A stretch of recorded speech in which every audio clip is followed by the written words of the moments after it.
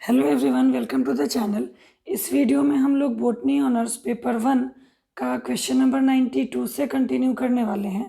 Question number 91 तक मैंने बना दिया है वीडियो, तो आप वहां से चैनल से चेक कर लेंगे। और 92 से अभी हम लोग कंटिन्यू करते हैं। तो क्वेश्चन नंबर 92 है, which of the following two stages of mitosis can be considered reverse of one another.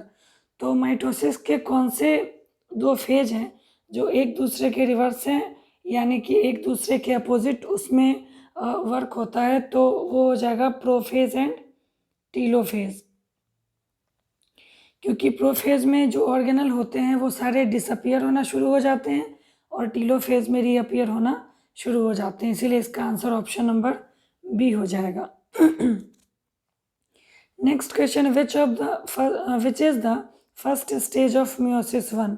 तो मियोसिस 1 के प्रोफेज 1 के 5 स्टेज होते हैं, leptotene, zygotene, pachytene, diplotene, diakinesis. तो मियोसिस 1 का जो फर्स्ट स्टेज है वो लेप्टोटीन होगा, यानी कि option number A. Next, we can observe synaptonemal complex in prophase of mitosis, prophase 1 of meiosis, metaphase 1 of meiosis, prophase 2 of meiosis. तो synaptonemal complex जो है वो हम लोग मियोसिस के प्रोफेज 1 में देखते हैं, यानी कि option B. Next, pairing of homologous chromosome is called dash and takes place in dash. तो होमोलोगस क्रोमोसोम के पेयरिंग को हम साइनेप्सिस बोलते हैं और ये जाइगोटिन स्टेज में होता है, यानी कि इसका आंसर ऑप्शन नंबर ए हो जाएगा। क्वेश्चन नंबर 96 है, homologous chromosome begin to pair in dash stage and begin to separate in dash stage. तो होमोलोगस क्रोमोसोम जो है वो पेयर बनाना शुरू करते हैं जाइगोटिन स्टेज में और ये सेपरेट होते हैं डिप्लोटिन स्टेज में, यानी कि आंसर इसका डी हो जाएगा। Next, the recombination nodules appear in leptotene, zygotene, pachytene, diplotene, diakinesis. तो इसका आंसर ऑप्शन सी हो जाएगा। रिकम्बिनेशन नोड्यूल जो है वो पैकाइटीन स्टेज में अपीयर होता है। तो ये जितने भी क्वेश्चन हैं सारे सेल डिविजन्स हैं, ज़्यादातर मियोसिस के हैं।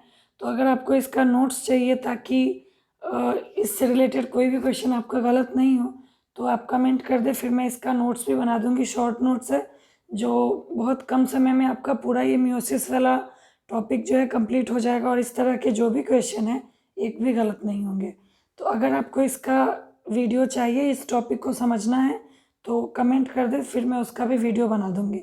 वैसे मैं ऑब्जेक्टिव के आंसर तो अपलोड कर ही दूंगी। तो अब नेक्स्ट क्वेश्चन देखते हैं। क्वेश्चन नंबर 98 है, formation of bivalent in meiosis takes place in leptotene, zygotene, pachytene, diakinesis. तो इसका आंसर ऑप्शन नंबर बी हो जाएगा, zygotene. Next, recombination of genetic material in meiosis is a result of synapsis, formation of chiasmata, terminalization of chiasmata, crossing over. तो इसका answer option number D हो जाएगा, crossing over.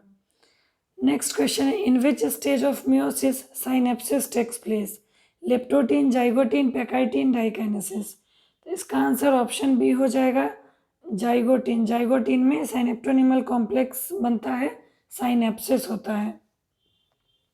Next, in which stage of meiosis crossing over takes place leptotene, zygotene, pachytene, diakinesis. तो crossing over जो है वो pachytene stage में होता है, इसलिए इसका आंसर ऑप्शन नंबर सी होगा।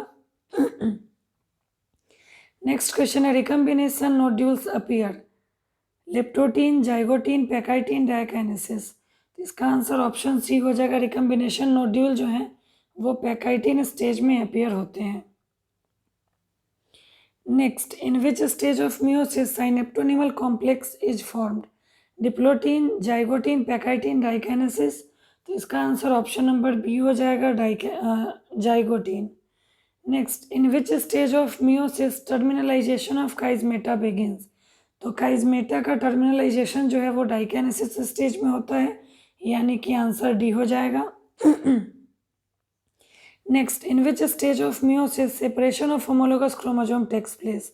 तो होमोलोगस क्रोमोसोम का जो सेपरेशन है वो एनाफेज 1 में होता है, यानी कि इसका आंसर ऑप्शन नंबर सी हो जाएगा।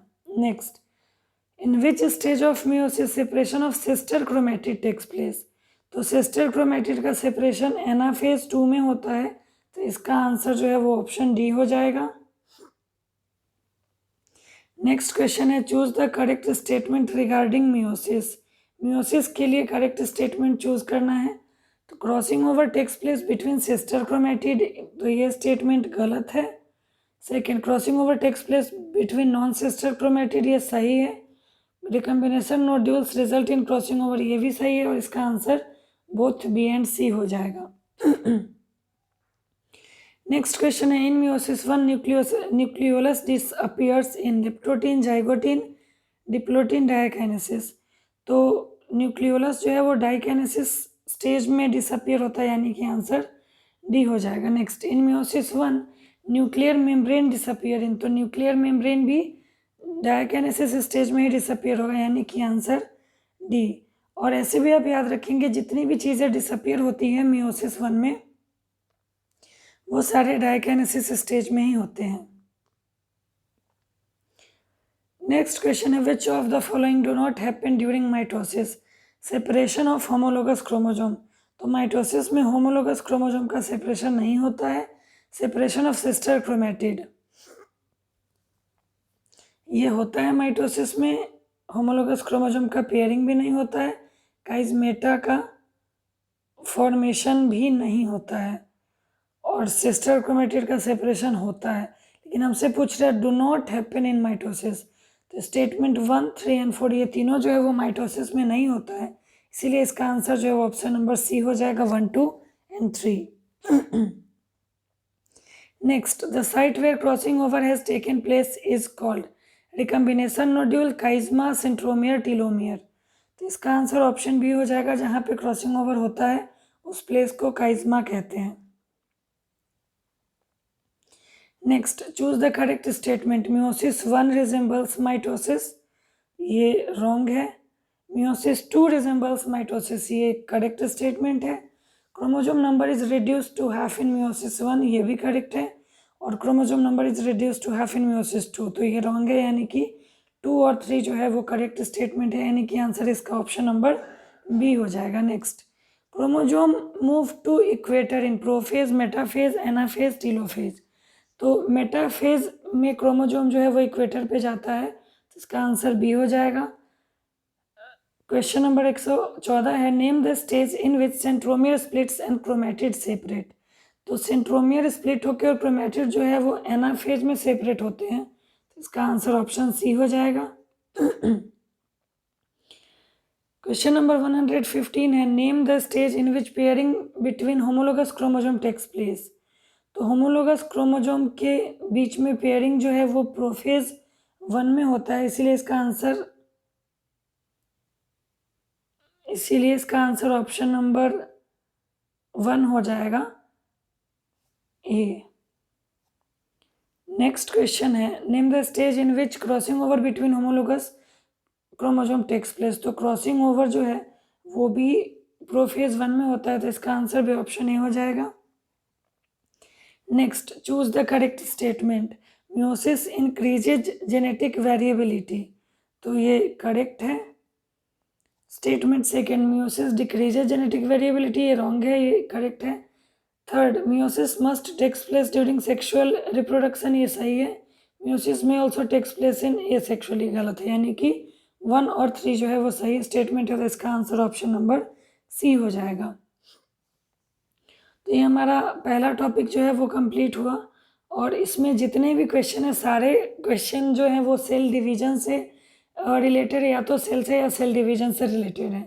तो अगर आपको इसका नोट्स चाहिए, अगर आपको इसको समझना है तो कमेंट कर दें, मैं इसका वीडियो आपको प्रोवाइड करा दूंगी। और अब हम लोग इसके दूसरे टॉपिक पे साइनोबैक्टीरिया सेल एंड एल्गी पे कंटिन्यू करते हैं, और इसका भी क्वेश्चन देखते हैं कि क्या क्या क्वेश्चन इसमें है और उसका क्या आंसर होगा। तो क्वेश्चन नंबर 118 है, what is true about cyanobacteria.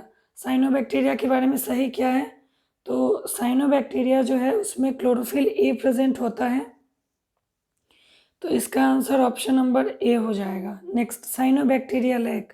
Cyanobacteria में क्या नहीं होता है, न्यूक्लियस, फ्लैजिलेटेड स्टेज, प्लास्टिड। तो साइनोबैक्टीरिया में तीनों में से कोई नहीं होगा, इसीलिए इसका आंसर जो है ऑप्शन नंबर डी यानी कि ऑल हो जाएगा। क्वेश्चन नंबर 120 है, इन cyanobacteria photosynthetic pigments are located in chromatophore. Some cyanobacteria can fix nitrogen.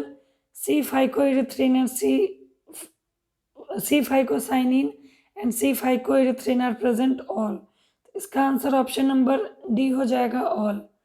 Question number 121 है, which of the following is a wrong statement regarding algae. Algae के बारे में इसमें से रॉन्ग स्टेटमेंट क्या है? तो एल्गी जो है वो क्लोरोफिल बेयर करती है, सही है। एल्गी ऑटोट्रोपिक होती है, ये भी सही है।